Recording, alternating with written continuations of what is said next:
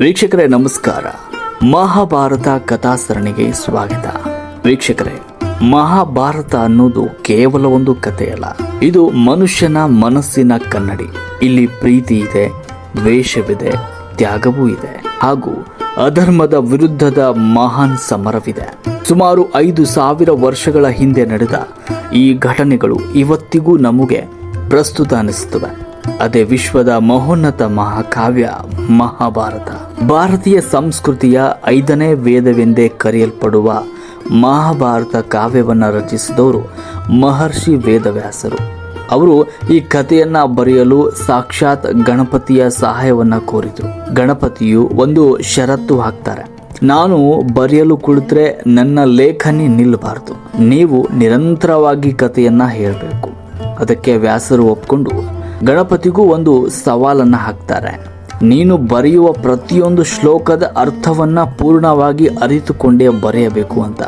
ಹೀಗೆ ಉಗಮವಾದ ಮಹಾಭಾರತವು 18 ಪರ್ವಗಳನ್ನ ಹೊಂದಿದೆ. ಈ ಮಹಾಸಾಗರದ ಮೊದಲ ಹೆಜ್ಜೆಯೇ ಆದಿ ಪರ್ವ. ಆದಿ ಅಂದ್ರೆ ಆರಂಭ. ಇಲ್ಲಿಂದಲೇ ಕುರುವಂಶದ ಇತಿಹಾಸ ಚಿಗುರೊಡೆಯುತ್ತೆ. ಹಸ್ತಿನಾಪುರದ ಸಿಂಹಾಸನಕ್ಕಾಗಿ ನಡೆದ ಹೋರಾಟಕ್ಕೆ ಅಡಿಪಾಯ ಬಿದ್ದಿದ್ದು ಇಲ್ಲೇ.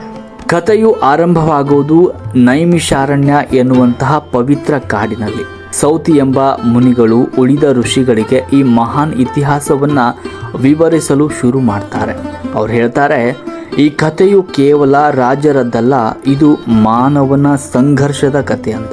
ವೀಕ್ಷಕರೇ, ಆದಿ ಪರ್ವದಲ್ಲಿ ನಾವು ಭೀಷ್ಮರ ಕಠಿಣ ಪ್ರತಿಜ್ಞೆಯನ್ನ ನೋಡ್ತೇವೆ, ಪಾಂಡವ ಕೌರವರ ಜನ್ಮ ರಹಸ್ಯವನ್ನ ತಿಳಿತೇವೆ, ಹಾಗೂ ಲಕಿಯ ಮನೆಯ ಸಂಚಿನಿಂದ ಪಾಂಡವರು ಹೇಗೆ ಬದುಕುಳಿದ್ರು ಎನ್ನುವಂತಹ ರೋಚಕ ಕಥೆಯನ್ನ ಕೇಳ್ತೇವೆ.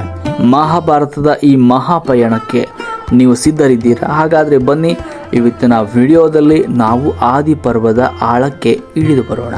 ಕತೆ ಶುರುವಾಗುವುದು ಹಸ್ತಿನಾಪುರದ ಭವ್ಯ ಇತಿಹಾಸದಿಂದ.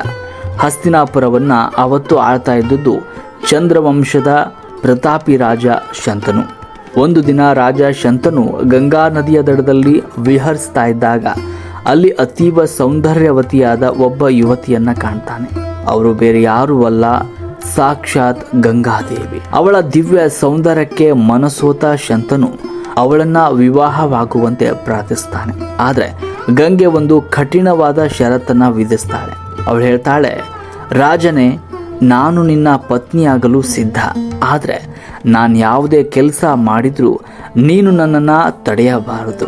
ನಾನು ತಪ್ಪು ಮಾಡಿದ್ರೂ ನೀನು ಪ್ರಶ್ನೆ ಮಾಡಬಾರದು.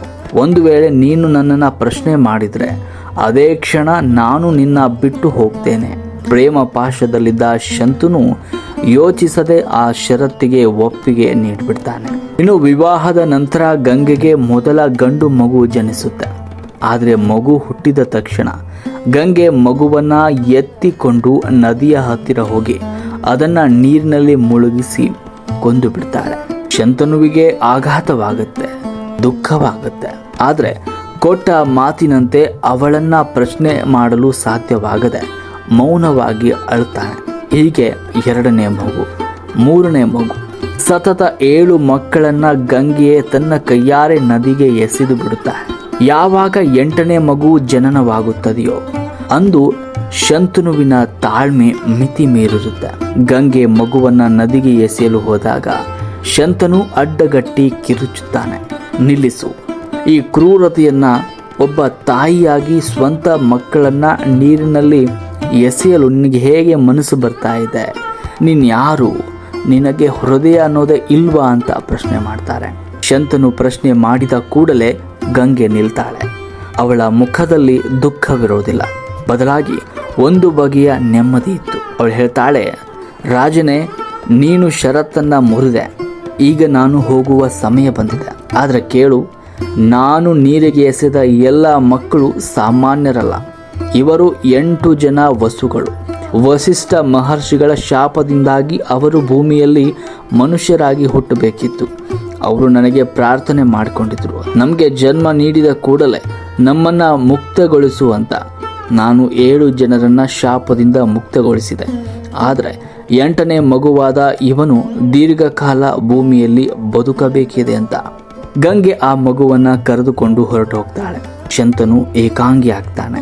ಆದರೆ ಹಲವು ವರ್ಷಗಳ ನಂತರ ಅದೇ ಗಂಗೆ ಆ ಮಗುವಿನ ಅಸ್ತ್ರವಿದ್ಯೆ ಮತ್ತು ವೇದಗಳನ್ನು ಕಲಿಸಿ ಶಂತನುವಿನ ಬಳಿಗೆ ತರ್ತಾಳೆ.